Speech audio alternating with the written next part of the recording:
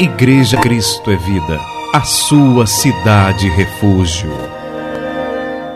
Felizes, alegres, contentes, conscientes do seu dever para com o Senhor, cônscios de que não temos outra alternativa a não ser obedecer a tua palavra, porque o Senhor disse: as minhas ovelhas ouvem a minha voz, obedecem a minha voz, fazem aquilo que eu mando, aquilo que eu determino.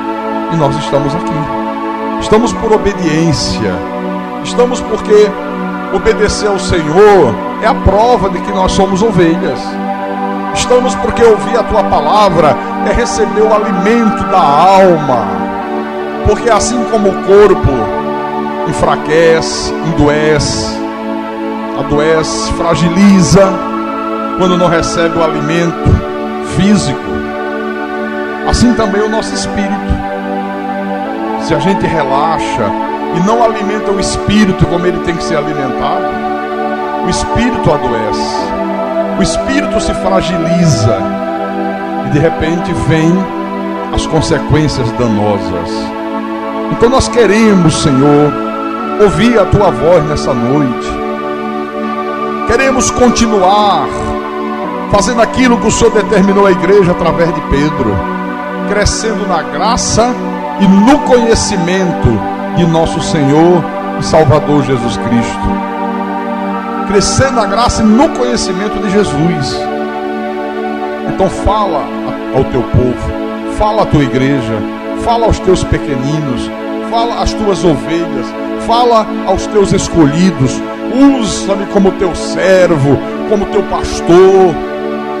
Inspira-me, meu Pai, para que eu possa explanar a tua palavra, mas explanar a tua palavra da maneira que o Senhor determina. O Senhor disse: o profeta que tem sonho, conte-o como apenas sonho, mas aquele que tem a minha palavra, pregue a minha palavra com verdade, sem mistura, sem paganismo, sem misticismo, sem doutrinas de homens, sem agradar a clientela.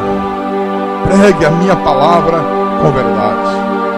E eu te peço, porque a minha suficiência, ela vem de ti, meu Deus.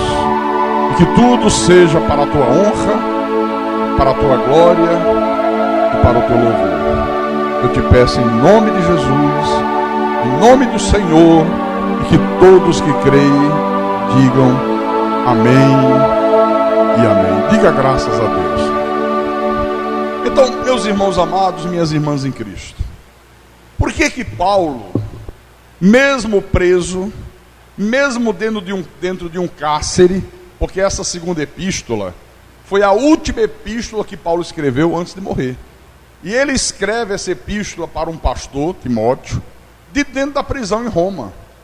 E por que Paulo tem a preocupação de dizer a Timóteo: prega a palavra, Timóteo, prega o evangelho da graça, prega a verdade que eu te ensinei, insta, quer seja oportuno, quer não, corrige, repreende, exorta com toda a longanimidade e doutrina? Por quê? Essa era a preocupação primeira de Paulo. Porque, irmãos, a função da igreja, desde que ela foi instituída pelo Senhor Jesus Cristo, sempre foi a de pregar a palavra. Não tem outra função a igreja. A função da igreja é pregar a palavra, mas é pregar a palavra com autoridade, pregar a palavra com verdade, pregar a palavra independente das circunstâncias, mesmo em ocasiões desfavoráveis, mas tem que pregar. Agora, pregar a palavra não é ficar contando histórias bíblicas. Não é ocupar um púlpito e ficar contando que Jesus curou o leproso, aí no outro culto vem e conta que Jesus curou a sogra de Pedro, que estava com febre, aí no outro culto conta a história da multiplicação dos pães e dos peixes, vem no outro culto, aí conta a história de Moisés abrindo o mar vermelho, do Naamã que mergulha nas águas, e aí fica curado. Não é isso. Pregar a palavra também não é ler um versículo, um simples versículo, e depois, em cima daquele versículo, ficar usando argumentos humanos, ficar usando a lógica do homem. Absolutamente não. Olha, a verdadeira pregação é a explicação e a aplicação da doutrina bíblica. Essa é que é a verdadeira pregação. Eu tenho que explicar e eu tenho que aplicar à tua vida a doutrina. Por exemplo, nós estamos aqui pertinho, né? Vá lá, por favor, em Hebreus, capítulo 10, só para dar uma explicação rápida. Capítulo 10, versículo 25. Olha só o que Paulo escreveu para a igreja dos Hebreus, que era uma igreja de gentios e judeus. Judeus convertidos ao cristianismo. A maioria das pessoas que congregavam nessa igreja eram de judeus, mas judeus convertidos, né? Então ele diz: não deixemos de congregar-nos, como é costume de alguns. Antes, façamos admoestações, devemos admoestar uns aos outros, não falte, não deixe de congregar, né? E tanto mais quanto vedes que o dia se aproxima. Então não adianta eu ler esse versículo e ficar falando abobrinha. Oh, porque, tá vendo, você tem que fazer parte de uma congregação. Não é isso que Paulo está dizendo. Paulo não está dizendo para você fazer parte de uma congregação. Não é isso. Porque da igreja você já faz parte. Ele está falando da frequência aos cultos. Não deixemos de congregar. Quando a igreja estiver congregada, se você é de Deus, se você é membro do corpo de Cristo, você tem que se fazer presente. Por quê? Muitos desses judeus aqui ainda estavam ressabiados, ainda não tinham uma convicção que era possível estar junto com os gentios, porque eles vinham de uma cultura religiosa, onde eles acreditavam que só eles eram de Deus. Se não fosse judeu, se não fosse nascido em Israel, não era de Deus. Então alguns ainda estavam em dúvida. Será que eu devo ir? Será que eu não devo ir? Será que é isso mesmo que Paulo está ensinando? Aí ia um culto, não ia outro. As perseguições eram muito grandes. Quando o judeu se convertia ao cristianismo, os outros que não se convertiam, olha, exercia uma perseguição violenta. Muitos perdiam emprego, muitos perdiam a licença do seu comércio, não podiam mais fazer o comércio. Então muitos passavam extrema necessidade por causa disso aqui. Então Paulo, sabendo desse costume de alguns, péssimo costume, escreve e diz: não deixemos de congregar, como é costume de algum de vocês. Vem um dia, não vem outro, faz da igreja um clube de lazer, que vai no dia que quer e tem vontade. Então, se você não obedece esse mandamento, isso é um mandamento, você está vivendo em pecado. Porque o que é o pecado? É toda e qualquer desobediência a Deus. Então o que é que eu fiz aqui? Eu expliquei a doutrina, que tem que congregar. Quando a igreja congrega, é obrigação nossa estar congregado. Quarta-feira à noite, domingo de manhã, domingo à noite, né? E eu apliquei a doutrina. Eu disse: ó, você tem que estar presente. Se você não está, você está em pecado. Então isso é que é pregação. Se fugir desse padrão, não é pregação. É discurso religioso. É fábulas de velhas caducas. É ensinos de demônios. É doutrinas de homens.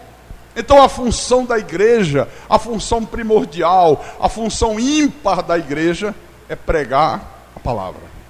Pregar a palavra com verdade. Agora veja só. Sabendo disto aqui, qual foi a grande sacada de Satanás? Satanás é astuto, né? Qual foi a grande sacada do diabo?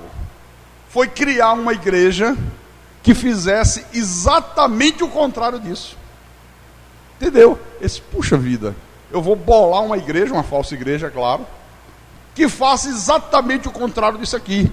Uma igreja que não prega a palavra, uma igreja que só faz contar histórias bíblicas, uma igreja cuja principal finalidade é prover entretenimento para aquelas pessoas que não querem nada com o evangelho. Porque tem gente que não quer nada com o evangelho, mas se você prover joguinhos espirituais, eles querem. Evangelho, ouvir a palavra, uma palavra que desmascara a maneira errada que a pessoa está vivendo, que coloca a pessoa numa situação de ou se conserta com Deus ou não é de Deus. Isso elas não querem. Então eles estão, então vou bolar uma igreja que traga entretenimento para aqueles que não querem nada com a palavra. E aí Satanás criou a falsa igreja, ele criou os seus próprios ministros, uma imitação barata do verdadeiro pastor, e feito isto, o que é que ele fez? Ele criou o falso evangelho. O falso evangelho é uma mistura, onde ele pegou 1% da verdade, ele pensou da Bíblia alguns versículos e misturou a 99% de mentiras.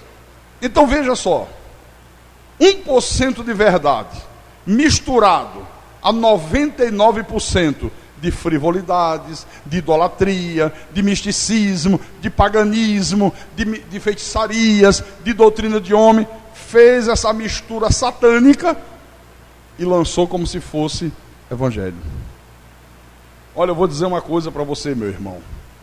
O diabo nunca fez algo tão engenhoso, tão astuto, quanto fazer as pessoas acreditarem que esse monstro religioso, que está lá fora, que nós assistimos todos os dias, que nós vemos todas as horas, seja a igreja de Jesus Cristo. Nada foi mais engenhoso fazer as pessoas acreditarem que esse monstro que está lá fora seja visto como uma verdadeira igreja de Jesus Cristo.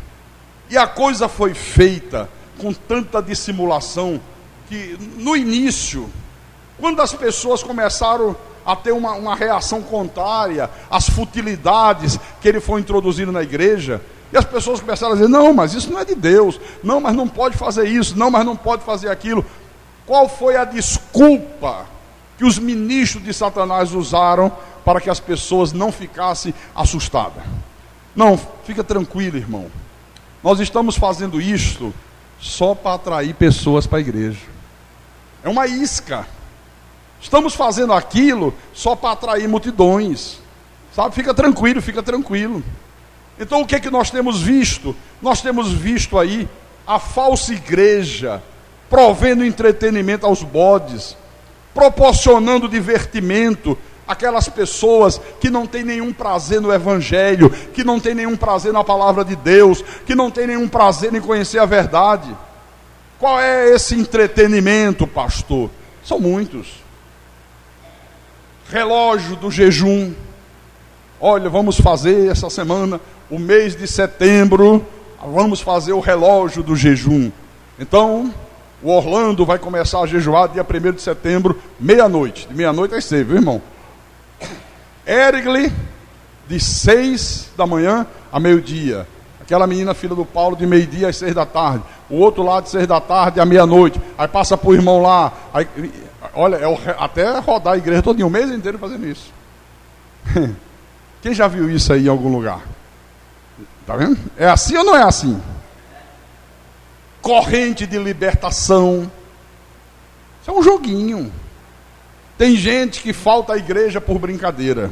Aqui mesmo na nossa. Mas que quando fazia parte das seitas, não faltava um dia. Sabe por quê?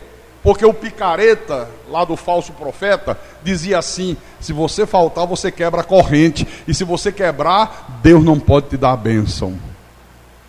Aí o cara, não, eu não quero perder a bênção. Estava lá debaixo de sol, debaixo de chuva. Então tem gente aqui que saiu das seitas, fisicamente, mas a seita não saiu de dentro deles. Continua ainda dentro deles, sabe? Parece que para ter essa fidelidade a Deus, para ter essa obediência a Deus, tem que ter um joguinho para ele poder estar presente. É lamentável, mas é verdade. Outro joguinho. As muralhas de Jericó. Olha que joguinho. O cara manda fazer uma muralha de isopor, aí pinta, né, igual um muro. Aí diz, tá vendo?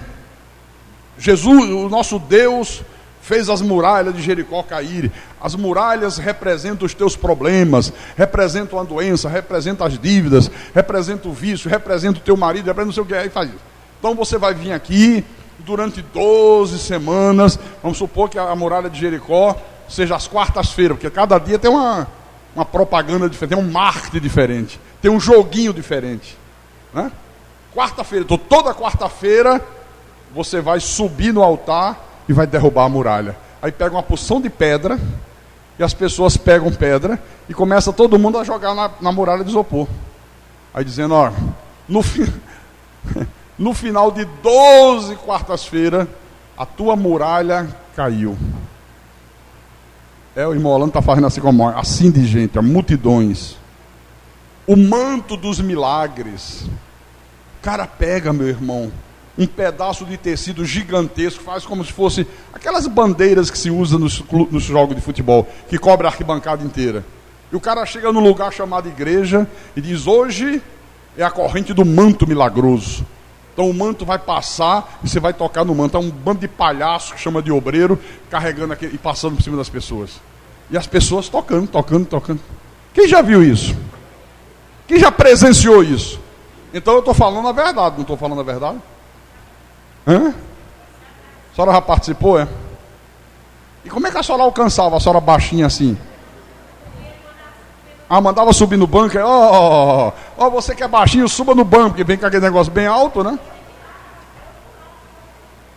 A senhora pulava, irmã Salete, até tocar, é? A vassoura de fogo. Outro joguinho. Cada um traz uma vassoura de piaçava, ou seja lá de que for. De palha. Tem que ser de palha, é? Por que de palha, hein? Para queimar mais rápido, né? Aí o sujeito passa óleo e diz, olha, durante 12 semanas nós vamos ungir, e você leva para casa, varre a tua casa. Essa vassoura é a vassoura de fogo, tem o fogo do Espírito Santo, vai tirar todos os males de dentro da tua casa. E depois joga no lixo, é? No final leva o lixo da casa. Leva o que varreu para a igreja, é? E queima junto com a vassoura. Mas toda semana é uma vassoura ou não? Ou no final?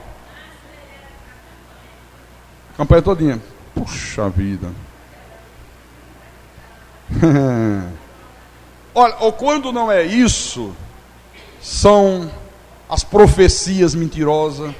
Tem gente que não pode ouvir dizer que tem profecia que corre. Sabe? O que eu chamo isso de macumba evangélica. O cara deixou de ouvir mentira na macumba, vai ouvir dentro da igreja, né? Profetadas, mentira para aqui, mentira para acolá. Tem um pastor aí que foi desmascarado. Eu vou mostrar isso no DVD. Esse cara já estava sendo ele era chamado para pregar nas igrejas. Até posterior ele ia. E qual era a grande atração desse picareta? Que eu não lembro o nome dele agora. Era fazer adivinhação. Então ele chegava assim, por exemplo, vamos supor que eu convidasse ele para vir aqui. Aí ele chegava aqui e dizia, tem uma senhora aqui chamada Salete Massal. Tem? Aí, tem. Aí ele dizia, a senhora é de tal cidade. A senhora nasceu no dia tanto, Deus está me revelando aqui. E a igreja, aleluia, glória a Deus. É uma pessoa tímida, tem muita timidez. Aí dizia a ficha completa, viu? Mas tem mais. Levante as mãos, irmã, para cá. A irmã levantava. Agora Deus está me dizendo pelas tuas mãos que tem aqui um irmão chamado Sebastião. Aí dizia o nome de Sebastião completo. Olha, vocês vão ver. O povo enlouquecido, sabe? Deus é Deus, aleluia, glória, glória, glória. Desmascararam o picareta. Sabe o que é que ele fazia? Ele dizia assim, olha, eu vou lá na tua igreja, pastor. Agora eu quero que o senhor antes me mande o nome das pessoas para eu orar por elas. Se tiver e-mail, o Orkut. Aí quem tinha Orkut, ele adicionava e pegava todos os dados no Orkut. E ninguém nem sacava isso. Então ele já tinha aqui a ficha de quem tinha, só falava de quem tinha Orkut. No Orkut ele pegava o nome completo, data de nascimento. A pessoa às vezes bota lá, sou tímida, gosto disso, gosto daquilo outro, e saía dizendo tudo. Vocês acreditam nisso? Né? São os joguinhos, sabe, para entreter os bodes. Agora, feito isto, o que o tal de Satanás faz? Ele pega os seus ministros, né, coloca nos púlpitos, só que ao invés de pastores, eles são animadores de auditório. Não são pastores, são animadores de auditório. Só que o que a Bíblia diz é completamente diferente disso. Abra a tua Bíblia em Efésios, por favor. Efésios capítulo 4. Efésios capítulo 4. Versículo 11 e 12. Olha o que o apóstolo Paulo diz. E ele mesmo quem? Jesus, concedeu uns para apóstolos, outros para profetas, outros para evangelistas e outros para pastores e mestres, com vistas ao aperfeiçoamento dos santos, para o desempenho do seu serviço, para a edificação do corpo de Cristo. Então aqui não fala em animadores de auditório, não está aqui. O Espírito Santo nunca falou sobre isso, nunca falou. Aliás, Jesus falou uma coisa muito importante. Eu queria que você visse no livro de Mateus, capítulo 5. Veja lá. Jesus nunca falou em animadores de auditório, meu querido. Ele falou de pastores. Ele falou de evangelistas. Né? Mateus capítulo 5, versículo 11 e 12. Olha o que Jesus disse assim. Bem-aventurados sois quando por minha causa vos injuriarem e vos perseguirem, e mentindo disserem todo mal contra vós. Regozijai-vos e exultai, porque é grande o vosso galardão nos céus, pois assim perseguiram aos profetas que viveram antes de vós. Quer dizer que os profetas foram perseguidos, foram injuriados, foram caluniados, muitos foram mortos. Eu pergunto para você, os profetas, eles foram perseguidos porque divertiam o povo, ou porque rejeitavam o povo quando via que o povo não queria nada com a verdade de Deus? Porque rejeitava. Os apóstolos de Jesus, eles foram perseguidos porque promoviam show de música gospel, porque promoviam corrente disso, corrente daquilo, porque faziam o povo cair no chão, tirava o paletó e jogava, e uma igreja inteira cair no chão, estatalada. Ou eles foram perseguidos porque proclamava a verdade. Porque proclamava a verdade. Vamos ver alguns exemplos. Abra no livro de Jeremias. Jeremias capítulo 6. Olha como é diferente, viu? Jeremias capítulo 6, versículo 10 em diante. Então o Senhor diz assim: a quem falarei e testemunharei para que ouçam? Eis que os seus ouvidos estão incircuncisos e não pode ouvir. Olha o profeta Jeremias falando isso com o povo judeu. Eis que a palavra do Senhor é para eles coisa vergonhosa, não gostam dela, pelo que estou cheio da ira do Senhor, estou cansado de a conter. Derramá-la-ei sobre as crianças pelas ruas e nas reuniões de todos os jovens, porque até o marido com a mulher serão presos e o velho com o decrépito. As suas casas passarão a outrem, os campos e também as mulheres, porque estenderei a mão contra os habitantes desta terra, diz o Senhor. Olha que palavra dura. Olha, Deus vai punir vocês não querem nada com Deus, vocês não querem nada com a palavra. Vai vir aí disciplina vigorosa.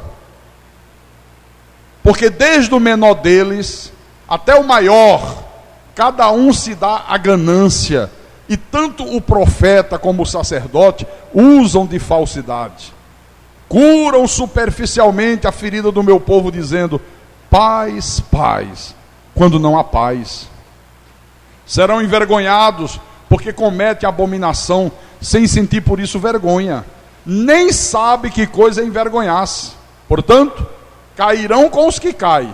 Quando eu os castigar, tropeçarão, diz o Senhor. Olha só, onde é que você vê hoje homens de Deus pregando com essa coragem, pregando com essa dureza que o profeta Jeremias pregava? Onde é que você vê isso hoje? Olha, a não ser o verdadeiro pastor da graça de Deus, eu não tenho visto nenhum pregar dessa forma aqui.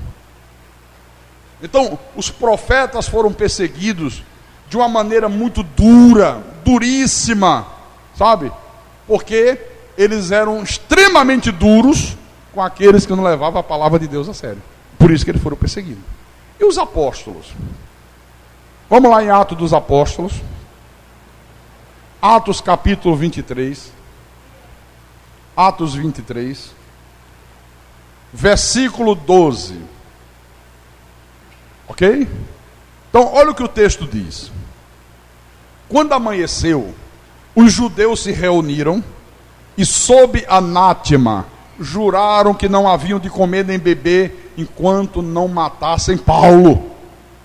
Eram mais de 40 os que entraram nesta conspirata. Estes, indo ter com os principais sacerdotes e os anciãos, disseram: juramos sob pena de anátema não comer coisa alguma enquanto não matarmos Paulo. Agora, pois, notificai ao comandante, juntamente com o sinédrio, que vou lá presente, como se vocês estivessem para investigar mais acuradamente a sua causa. E nós, antes que ele chegue, estaremos prontos para assassiná-lo. Olha que coisa! Queriam assassinar o apóstolo, junto com os sumos sacerdotes, com os líderes da religião judaica. Olha, manda um recado lá para o sinédrio, não sei para quem, diz que vocês querem investigar mais a fundo a causa de Paulo, conversar com Paulo mais sério, e quando Paulo vier, nós já estaremos de tocaia e o matamos. Okay. Por que tanto ódio contra o apóstolo Paulo? Por que eles nutriam esse ódio a ponto de estarem dispostos a assassinar o apóstolo? Será, irmãos, que era porque Paulo ensinava os judeus a fazerem corrente? Será que era porque o apóstolo Paulo estava ensinando ao povo a dar todo o dinheiro numa fogueira santa? Será que era por isso? Não.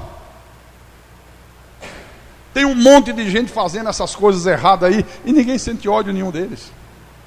Pelo contrário, gostam, aplaudem, defendem. O ódio dessa gente aqui contra Paulo era por causa do evangelho da graça de Deus que Paulo pregava. A palavra que Paulo pregava incomodava profundamente esses homens aqui. Olha, irmãos, Jesus se compadecia das multidões, Jesus chorou pelas multidões, mas veja, em nenhum momento você vê aqui na Bíblia Jesus procurando agradar as multidões com entretenimento. Nunca você viu isso. O Senhor Jesus Cristo nunca procurou atrair as multidões distribuindo óleo ungido, sal ungido, rosa ungida. Jesus nunca atraiu as multidões enganando-as com superstições populares. Ele nunca fez isso, pelo contrário. Jesus reprovava essas práticas. Jesus reprovava violentamente tudo isso. Tem um episódio muito interessante que ocorreu no ministério de Jesus, que eu quero compartilhar com você agora, no livro de João, capítulo 6, que é muito interessante. João, capítulo 6, versículo 22 em diante. Deixa eu explicar uma coisa para você. Um pouco antes, Jesus tinha feito um grande milagre. Jesus havia multiplicado 5 pães e 2 peixinhos e alimentado uma multidão de aproximadamente 20.000 pessoas. Um milagre extraordinário. A Bíblia diz que eles comeram pães, comeram peixe, olha, quanto quiseram. E ainda sobrou para encher 12 cestos de pães e peixe. Todo mundo de barriga cheia, todo mundo satisfeito. Aí olha o que aconteceu. Versículo 22. No dia seguinte, a multidão que ficara do outro lado do mar notou que não havia ali senão um pequeno barco, e que Jesus não embarcara nele com seus discípulos, tendo estes partido sós. Entretanto, outros barquinhos chegaram de Tiberíades, perto do lugar onde comeram o pão, tendo o Senhor dado graça. Quando, pois, viu a multidão que Jesus não estava ali, nem os seus discípulos, tomaram os barcos e partiram para Cafarnaum à sua procura. Deixa eu explicar uma coisa. Isso aí é no Mar da Galileia, eu já estive lá. Para você atravessar de Tiberíades, é uma cidade que fica lá de cá, aí no outro lado do Mar da Galileia tem Cafarnaum. Cidadezinha pequenininha, onde Jesus montou o seu quartel-general.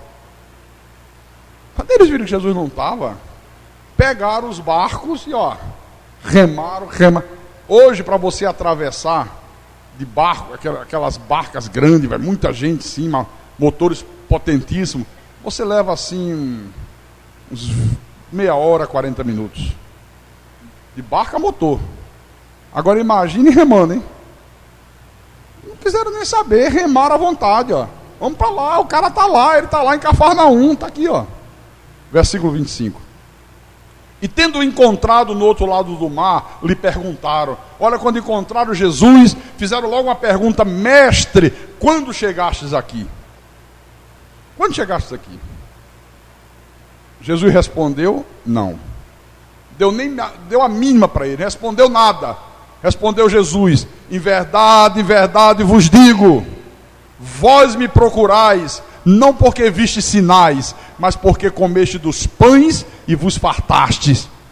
Trabalhai, não pela comida que perece, mas pela que subsiste para a vida eterna, a qual o Filho do Homem vos dará, porque Deus o Pai o confirmou com o seu selo. Você vê, uma multidão fingindo que haviam se tornado discípulos de Jesus, mas que foram imediatamente desmascarados pelo Senhor.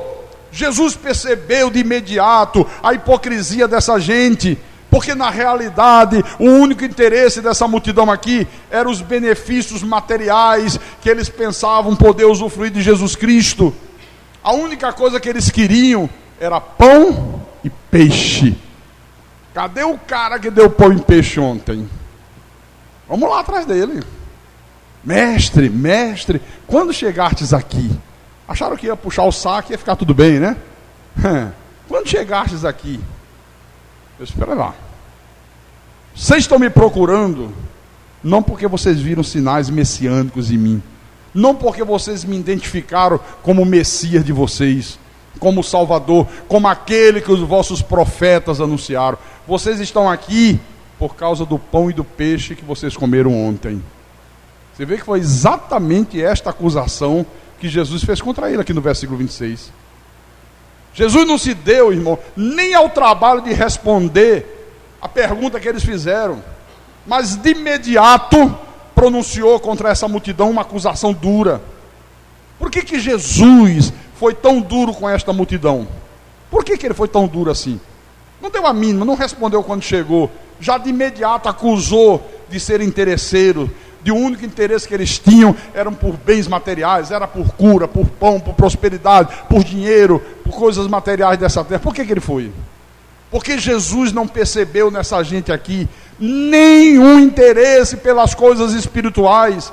Aí eu pergunto, será que não acontece a mesma coisa hoje com essas multidões que vão para esses lugares aí somente em busca de cura, somente em busca de dinheiro, em busca de bens materiais, em busca de que Deus abra uma porta de emprego, se já está empregado que Deus conceda um aumento, que Deus torne aquela pessoa que tem um pequeno comércio um grande empresário? Será que não é a mesma coisa hoje? Será que não é esta a motivação que os leva a esses lugares? Aqui no versículo 27, Jesus foi mais duro ainda. Ele disse assim: trabalhai não pela comida que perece, mas pela que subsiste para a vida eterna, a qual o Filho do Homem vos dará. Olha que coisa dura. Por quê? Porque esse povo aqui, irmão, trabalhava duro naquela época, servindo aos ricos proprietários de terra, e eles davam duro, sabe, de domingo a domingo para ganhar um salário miserável. Havia uma exploração muito grande do homem pelo homem. Então eles estavam acostumados a trabalhar duro. No entanto, não estavam dispostos a fazer o mínimo esforço que fosse em favor das suas vidas espirituais. Eu pergunto outra vez, será que não acontece a mesma coisa hoje? Quantos que trabalham duro a semana inteira? Duro! E às vezes ganhando salário mínimo, saláriozinho desse tamanho. E não falta o trabalho. Estão lá de segunda a sábado. Você tem que pegar às 7 da manhã, o cara pega às 7 da manhã. Se tem que acordar às 4 horas da manhã, ele acorda às 4 horas da manhã. Se tem que pegar 3 ônibus, 4 ônibus, ele pega 3 ônibus, 4 ônibus.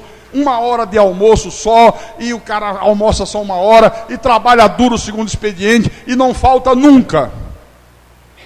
Mas, quando chega no dia de vir à igreja, faltam os cultos. Entendeu?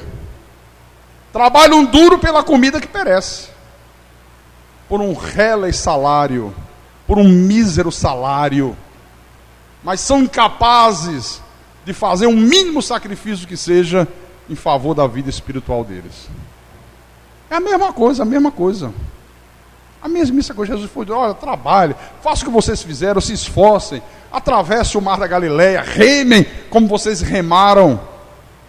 Deve ter gasto aí 2 horas remando no mínimo. Todo mundo exausto, um sol escaldante. Mas vocês fizeram isso para receber pão e peixe. Vocês deviam trabalhar duro dessa maneira, fazerem isso para receber o pão espiritual, para ouvir a palavra, para adorar a Deus, para estar na casa de Deus. Muitos não fazem a mesma coisa hoje. Fazem. Quantos estão faltando o culto de hoje à noite aqui? Onde essa gente está, hein? O que eles estão fazendo nessa hora?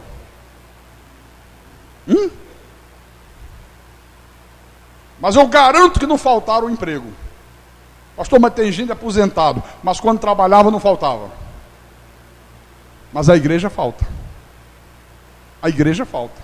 Trabalha numa empresa, trabalha no shopping, de 10 da manhã às 4 da tarde. Aí chega quarta-feira, não, estou tão cansado, Deus entende, eu vou para casa. Aí chega na outra semana, o patrão diz: olha, eu vou precisar que você trabalhe no segundo expediente, que você pegue de 4 às 10 da noite, que são os 2 turnos do shopping, né? Pergunta se a pessoa trabalha de 16 às 22 horas. Trabalha ou não trabalha? Trabalha ou não trabalha? Trabalha. Mas para a igreja, sabe o que é, pastor? Às vezes até quero vir, sabe? Mas é que eu acho um pouco perigoso aqui. Puxa, ainda mente. Mas para o trabalho iria. Se fosse um emprego que mudasse o horário, não ia ter medo de ir. Então está aqui, ó. Então Jesus foi duro. Sabe o que aconteceu? Vira a página aí. Versículo 66. Versículo 66. Olha o que diz aqui. À vista disso, desse discurso duro, dessa repreensão severa, dessa acusação violenta, Jesus os acusou de interesseiros, de avarentos, de só estarem preocupados em receber benefícios de Deus. Os discípulos do pão. À vista disso, muitos dos seus discípulos o abandonaram e já não andava com ele. Quer dizer que quando Jesus falou para essa multidão da necessidade deles darem importância às coisas espirituais, da necessidade deles darem importância à palavra, deles darem importância ao conhecimento de Deus, o que aconteceu? Muitos, não foram poucos não, o abandonaram e já não andavam mais com ele. Aí eu pensei que era só fazer corrente. Ah não, eu quero uma coisa light. Esse negócio de palavra, negócio de aprender, negócio de conhecimento de Deus. Eles só tinham olhos para os pães e os peixes. De imediato se retiraram da presença de Jesus, ó, e não quiseram mais andar com ele. Olha, isso aqui é forte, irmão. Na mesma hora o abandonaram. Na mesma hora. Isso me faz lembrar o que aconteceu com o nosso ministério quando veio a revelação da graça de Deus, há mais de 15 anos atrás. Nós éramos uma seita, nós não tínhamos conhecimento de Deus. Eu pensava que conhecia a palavra, eu pensava que conhecia Deus, eu não conhecia nada. Então fazia corrente. Todo ano eu viajava para Israel. Para quê, hein? Igual um mercador, para me abastecer de coisinha para fazer joguinhos espirituais. Ia para Israel, aí levava um cara para filmar, para mostrar na televisão, que eu tinha ido mesmo. Aí dizia, chegava no Mar Morto, aí enchia uma garrafinha, e a câmera filmando, ó, tá vendo? Estou levando as águas do Mar Morto para abençoar a sua vida. Agora vamos no Mar Vermelho. Olha, foi nessas águas aqui que o povo de Israel passou, e Deus derrotou o exército de Faraó. Eu vou levar essa água, e Deus vai derrotar os teus inimigos. E tudo gravado, tudo gravado. Pedrinha do deserto, folha de oliveira, comprava mel, aí dizia, tá vendo? Olha o mel que João Batista usava. Vou levar para fazer uma campanha que vai abençoar você. Todo ano, irmão. Já tinha a lista. E isso dava para fazer a promoção das Casas Bahia durante o ano inteiro. Durante o ano todo. Nós não tínhamos culto, era reunião. E nesse lugar não é culto, é reunião. 5 por dia. 5 por dia. Viu? Olha, quando veio a revelação da graça de Deus, quando Deus iluminou os meus olhos, quando Deus me despertou para a verdade, quando Ele me conscientizou que eu pregava um falso evangelho, porque eu estava morto nos meus delitos e pecados, eu cheguei para a igreja e disse, acabou a feira. Até hoje eu entreti os bodes. A partir de hoje eu vou alimentar as ovelhas de Jesus Cristo. Acabou a história.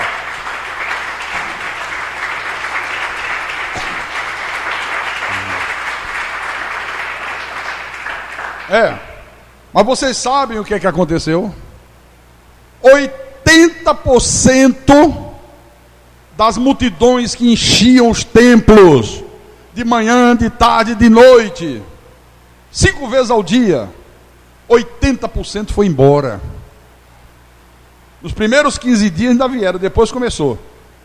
Aí ia embora. Pastor, olha, fulano não vem mais, ciclano não vem mais. Alguns ainda vieram falar comigo. Pastor, vem cá. Quer dizer que não vai ter mais negócio de rosa ungida? Não. Ah, então não vou ficar aqui não dá para mim não. Paciência, mas você não quer a palavra? Não, não é isso não, é que eu gosto do óleo, tal. Pastor, não vai ter mais negócio de sai demônio? Não. Demônio já está amarrado. Isso foi uma obreira. Uma senhora que morava em Olinda, mais de 20 anos com a gente. E ela chega com a cara desse tamanho. Pastor, quer dizer que não vai ter mais oração para o demônio manifestar, para o demônio sair? Não. Minha irmã está aqui na Bíblia. O demônio está em algemas eternas. Jesus na cruz do Calvário nos libertou do império das trevas. Então eu gosto muito do Senhor, mas com a cara de raiva. Mas a partir de hoje, nossas relações estão cortadas. E me deu as costas e foi embora. Pastor, não vai mais distribuir aquele sabonete de enxofre? Não, minha irmã, aquilo ali é do diabo. Ah, não, eu já estou tão acostumado com enxofre. Então vai para o centro de Macumba. Ou então sai daqui, entra à direita na Cruz Cabugá, que era em Recife. Ali na frente tem sabonete de enxofre para dar e vender. 80% das pessoas foram embora. Me abandonaram assim, não quiseram mais nunca nem falar comigo, não quiseram mais nunca me ouvir. Olha, irmãos, Jesus, ao longo do seu ministério, ele nunca disse para Pedro, quando essa multidão aqui o abandonou, muitos o abandonaram, Jesus disse, Pedro, por favor, vem cá, Pedro, olha, corre atrás dessas pessoas que não querem saber da minha verdade, que ficaram chateados com o que eu falei, diga para eles que eu vou mudar a minha pregação, eu não vou mais ser tão duro, eu vou dar uma palavrinha de incentivo, eu vou dar uma palavrinha de autoestima, eu vou fazer uma coisa agradável para eles, diga para eles virem, o culto agora será bem rápido, não vai demorar. A palavra, quando houver, vai demorar 10 minutos, se muito. E vai ser uma palavrinha bem light. Vai lá, Pedro. Diga para eles que venham. Diga que eu vou fazê-los se tornarem ricos. Eu vou fazer eles conquistarem casas do ano, casas luxuosas, casas com piscina, automóveis novos. Diga para eles que eu vou dar para eles roupas de grife, que eles vão ter salários maravilhosos, eles vão ser bem-sucedidos. Eu vou fazê-los empresários, eu vou fazê-los grandes comerciantes, eu vou dar muitos pães e muitos peixes. Jesus não fez isso. Outra coisa, Pedro, olha só. Diga para eles que a partir de hoje não tem mais hino nos cultos. Só músicas que mexa com as emoções, que vai emocionar muitos deles. Diga para eles que só vão ouvir músicas agora que falem de poder, músicas que digam que eles podem todas as coisas. Olha, pode dizer para eles que eu garanto que eles vão ficar extremamente felizes. Jesus não fez isso. Ele nunca fez isso. Ele pregava a verdade. Doa a quem doer, mesmo que a verdade que ele pregava fizesse as multidões o abandonarem. Que diferença das pregações de hoje, hein? Que diferença das pregações de hoje. Que diferença. Em Mateus capítulo 7, versículo 13 e 14. Mateus capítulo 7, versículo 13 e 14. Jesus disse assim: entrai pela porta estreita, larga é a porta e espaçoso o caminho que conduz para a perdição, e são muitos os que entram por ela, porque estreita é a porta e apertado o caminho que conduz para a vida, e são poucos os que acertam com ela. Quer dizer que o caminho que conduz para a perdição é cheio de gente. Está aqui, ó. As multidões andam por ele. Esse caminho largo é o falso evangelho. Esse caminho largo é aquela coisa de vida espiritual que não exige nenhum compromisso com Deus, que não exige mudança, que não exige conhecimento da palavra, não exige nada. Nada. Esse é o caminho largo. Deixa eu mostrar uma coisa aqui. Abre em Lucas, capítulo 18.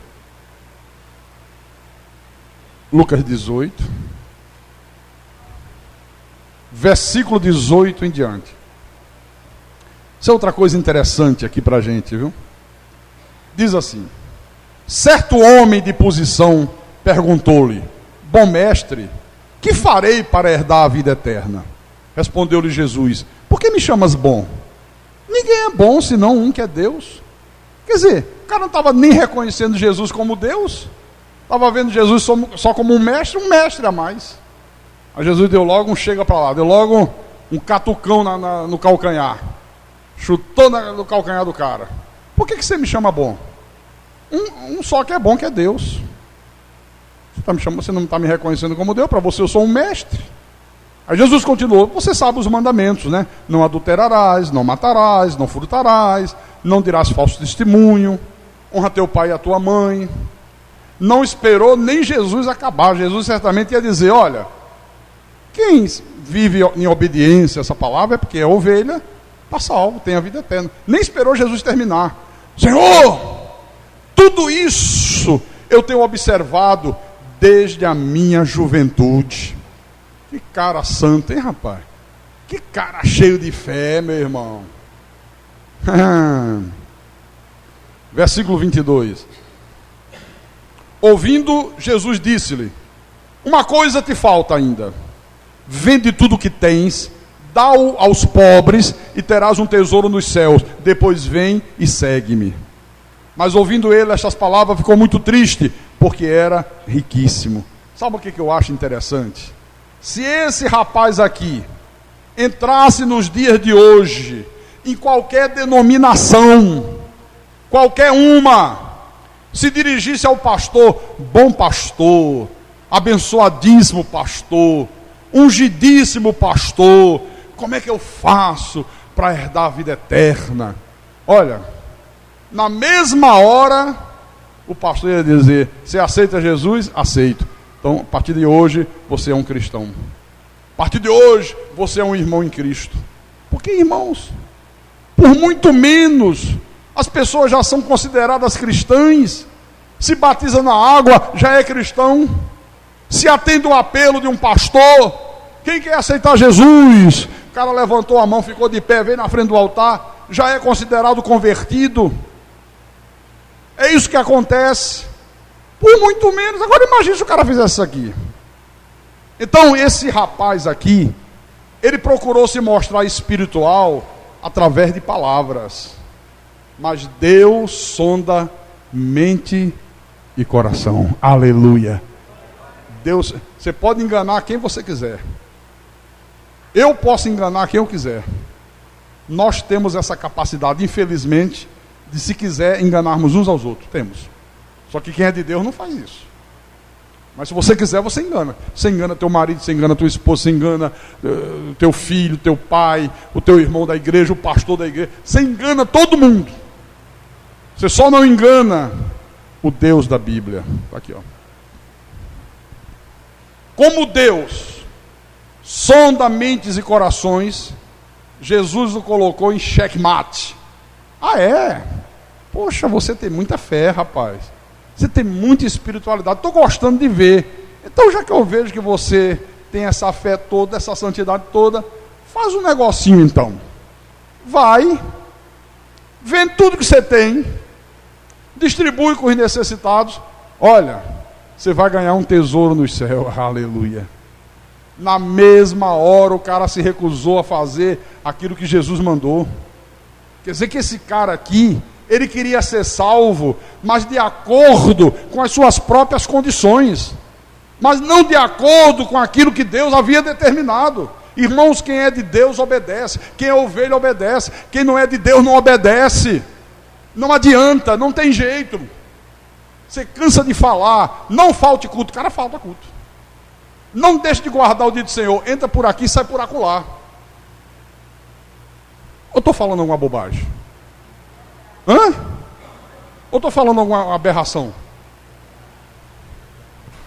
Pastor, mas quando o senhor fala assim, pode ter gente que falta culto, que não guarda o dia do Senhor, e de repente não fica mais na igreja. Se não fica mais na igreja é porque de Deus não é, querido. Paciência. Desculpe. Eu não sou pastor de bodes, sou pastor de ovelhas. Se não é ovelha, eu quero distância dele, que saia daqui e saia o mais rápido possível que for. Porque a minha Bíblia diz, as minhas ovelhas ouvem a minha voz. Eu as conheço e elas me seguem. Jesus diz, quem é de Deus, ouve a palavra, obedece. Por isso não me dás ouvido, por isso vocês não me obedecem, porque vocês não são de Deus. Tem coisa mais clara do que isso? Agora o sistema religioso diz, não é bem assim, pastor Carlos é muito duro uma pílula.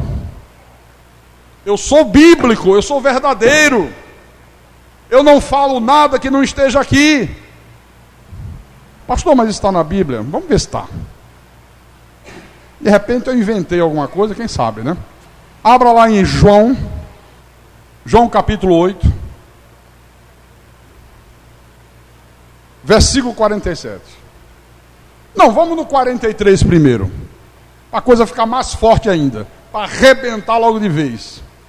Fazer igual Jesus. Vocês estão aqui, não é porque vocês viram que eu sou o Messias. Vocês estão aqui porque vocês querem pão e peixe.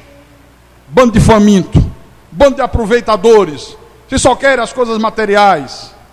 Vocês não querem nada com a palavra, vocês não querem nada com... Jesus foi assim. Então vamos logo aqui para a coisa ser mais forte. Jesus virou para um grupo de judeus e disse assim, qual a razão por que não compreendeis a minha linguagem? Por que vocês não compreendem o que eu falo? Por que vocês não compreendem o que eu ensino? Aí Jesus mesmo respondeu, é porque sois incapazes de ouvir a minha palavra. Ouvir é obedecer. Quer dizer que tem gente que é incapaz de obedecer a palavra, não tem jeito. Por quê, hein? Não, pastor, é um crente desobediente. Crente desobediente só se for na Bíblia segundo Lúcifer. Olha o que ele falou aqui no versículo 44. Vós sois Hã? Do diabo, que é o vosso pai. Não adianta, querido. Se não entende, se não se conscientiza e fica nesse lero-lero, nessa brincadeira, é porque é do diabo mesmo. Não tem outra alternativa, viu? Não tem outro jeito. Está aqui na minha Bíblia, está na tua Bíblia ou não está? Agora leia o versículo 47. Quem é de Deus, ouve as palavras de Deus. Não é ouvir com esse ouvido aqui de orelha. Com esse aqui todo mundo ouve. É ouvir no sentido que quem é de Deus obedece a palavra, faz o que Deus manda. Por isso, não me dais ouvidos, porque não sois de Deus. Está aí na tua Bíblia? Olha, irmãos, batizar nas águas é fácil. Atender um apelo é fácil. Cantar louvores é fácil. Agora, ser obediente à palavra é outra coisa. E se não for obediente, meu irmão, é porque não é de Deus. Pode ter Bíblia, pode cantar, pode fazer Jesus. Tem gente que faz assim, ó, aleluia. Ai, meu Deus, eu te amo tanto, Jesus. E eu fico só olhando. E quanto mais espalhafatoso, mais teatro é. Você conhece quando a coisa é espiritual e você conhece quando a coisa é puramente da carne. Você percebe logo. Você percebe claramente. Viu? Não.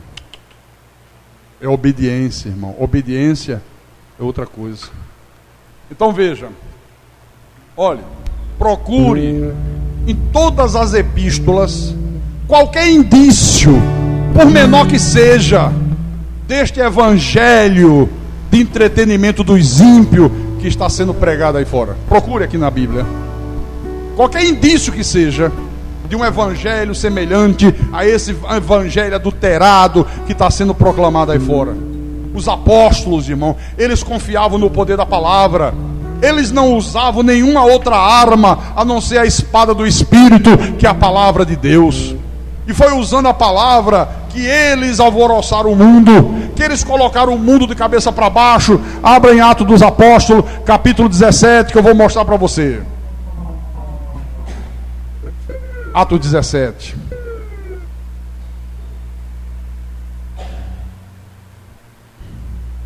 Chegaram em Tessalônica, os judeus cheios de inveja, porque não tinham o conhecimento que Paulo tinha. Aí diz assim no versículo 5: os judeus, porém, movidos de inveja, trazendo consigo alguns homens maus dentre a malandragem, ajuntando a turba, alvoroçaram a cidade e assaltando a casa de Jason, procuravam trazê-los para o meio do povo. Porém, não os encontrando, arrastaram Jason e alguns irmãos perante as autoridades, clamando: estes que têm transtornado o mundo chegaram também aqui. Olha, o evangelho que eles pregavam transtornava o mundo. Esse falso evangelho que tem sido pregado aí fora tem agradado ao mundo. O mundo se agrada.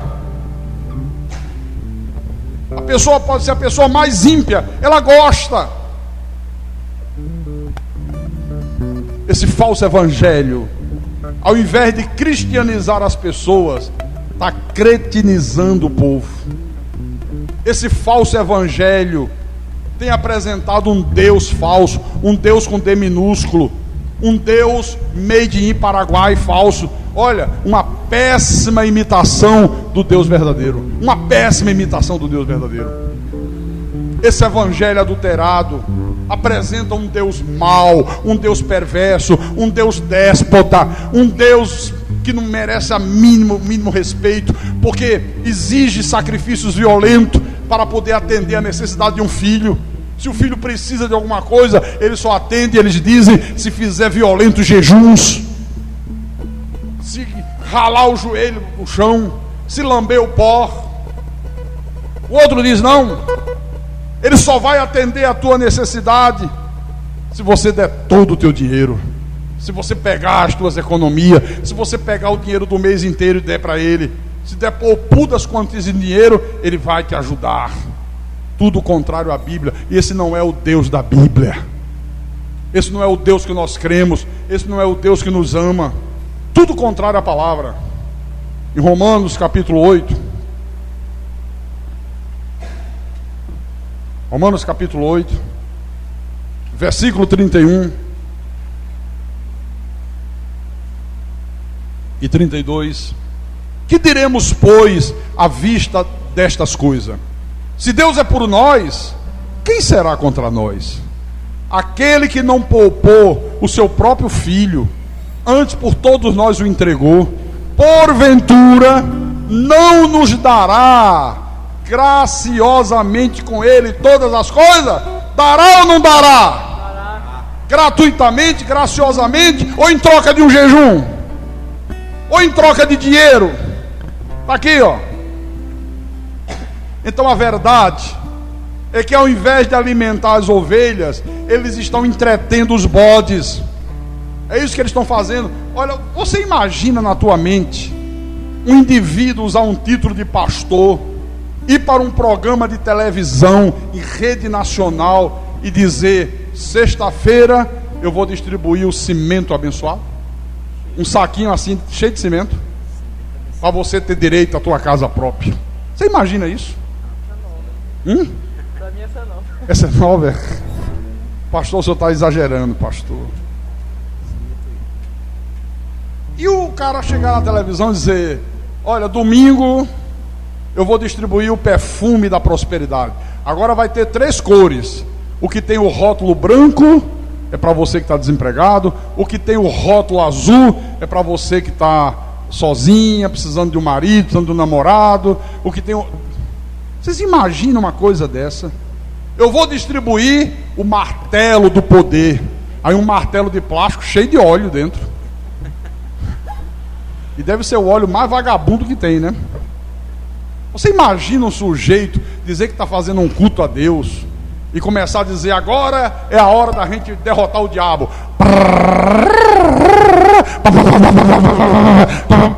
Você imagina uma coisa dessa? Imagina isso. Eu vou mostrar para você. Uma espada. A espada já perdeu a graça, agora é metralhadora mesmo. Metralhadora Uzi. Terapia do amor. Vendendo água milagrosa. Vocês imaginam isso? O cara mandar fazer um botijãozinho imitando o da Indaiá ali, da água não sei de quê, igualzinho aquele, só que miniatura, cheio. E dizer: você que ainda não adquiriu, adquira. De 100 a 10 mil reais. Que água, hein? Ouro perde feio. Olha, eu vou provar tudo isso num DVD que eu estou preparando. A teologia da ganância. Você vai ficar pasmo. Olha, a esculhambação é geral, o escracho é geral. E é por isso que nesses lugares tem verdadeiras multidões, irmão. Onde se faz esse escracho, as multidões estão presentes. Mas multidões de pessoas que não querem nada com o evangelho. Multidões de pessoas que não querem nada com a verdade, que não querem nada com a palavra, que adoram esses joguinhos do diabo. Está aí a teologia do engano, o evangelho do oba-oba, o evangelho do vale-tudo, o evangelho do escracho, o evangelho da anarquia, o evangelho onde se chama o mal de bem e onde se chama o bem de mal. Realmente, um evangelho inspirado pelo diabo. Cada semana uma invenção, cada reunião um show bizarro. Mas as multidões, ó, superlotam os seus templos. Eu quero terminar com 2 versículos. O primeiro está em 2 de Pedro. 2 de Pedro, capítulo 2, versículo 2. Não sou eu que estou dizendo, é o Espírito Santo. Você vai ler na tua Bíblia. Olha o que diz. E muitos seguirão as suas práticas libertinas, e por causa deles será infamado o caminho da verdade. Quantos seguirão suas práticas libertinas? Muitos. Muitos. Eu falei 2, não foi? Então vamos para o último. Oséias, capítulo 4, versículo 6. Encontraram, amados? Oséias capítulo 4, versículo 6. Diz assim: o meu povo está sendo destruído por causa do olho grande. Não. Porque fizeram um trabalho de macumba. É isso? Não. Não tem essa história de olho gordo, olho grande, inveja. Isso é conversa de quem é incrédulo. Não tem esse negócio de trabalho, fizeram um trabalho. Olha, tem um trabalho feito contra você. Você tem que desmanchar esse trabalho. Olha, botaram o teu nome na boca do sapo. Manda botar o meu. Manda botar o meu nome na boca do sapo, costurar. Coitado do sapo, ele vai se ferrar. Aí morrer e secar. Pode botar o meu, quem está ouvindo na rádio. Carlos Magno de Miranda. Quer o CPF? RG, o que é que quer mais? Bota, faz trabalho, macumbeiro. Bota na boca do sapo. Quero ver que se acontece alguma coisa. Conversa fiada. O meu povo está sendo destruído porque lhe falta o conhecimento. Porque tu, sacerdote, rejeitaste o conhecimento, também eu te rejeitarei, para que não sejas sacerdote diante de mim. Visto que te esqueceste da lei do teu Deus, também eu me esquecerei de teus filhos. Essa é a verdade. O meu povo está sendo destruído porque lhe falta o conhecimento. Quantos anos eu passei enganado no catolicismo romano, devoto de Maria, devoto de São Jorge, fazendo promessa para santo, se prostrando diante de uma imagem de gesso, que a Bíblia diz: tem boca, mas não fala, tem olho, mas não enxerga, tem pé, mas não anda, suas mãos não apalpam, seus ouvidos não ouvem, só louco se prostra diante daquilo. Mas eu estava lá. Quantos de vocês estiveram lá? Depois saio da grande meretriz e caio nas garras de uma das filhas da grande meretriz, e passo 15 anos crendo em corrente, crendo em fogueira, porque eu cria, viu? Eu não era hipócrita, não. Eu cria mesmo. Fogueira santa. Olha, eu estava lá porque eu acreditava. Vamos distribuir a água ungida. Eu era o primeiro a pegar o saquinho e levar para casa. E chegava em casa, eu e a minha mulher. Eu dizia: vamos fazer o seguinte: pega 2 baldes. Aí pegava 2 baldes. Aí jogava metade num, a metade no outro, né? Para ungir a água, o restante da água. Aí ela saía para um lado da casa, saía para o outro, jogando nos móveis. Depois eu ia lá atrás no canil, que eu tinha pastor alemão que eu criava, né? Ungia os pastores alemães com água para tirar o demônio, que o safado do pastor dizia lá: olha, é bom ungir os cachorros, que tem demônio que fica no cachorro.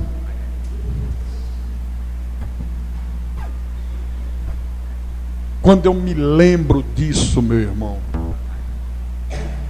os meninos dormindo, as crianças, e eu salpicando água em cima. Que palhaçada, que ridículo.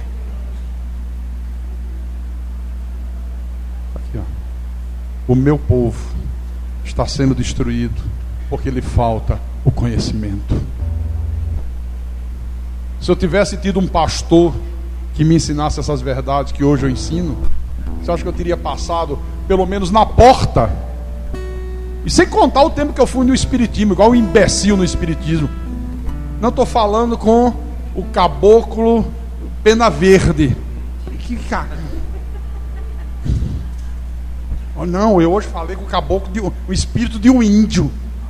Imbecil. Viu? Espírito de um índio. E fazia tudo que mandava eu fazer. Olha, era obediente a toda prova, viu?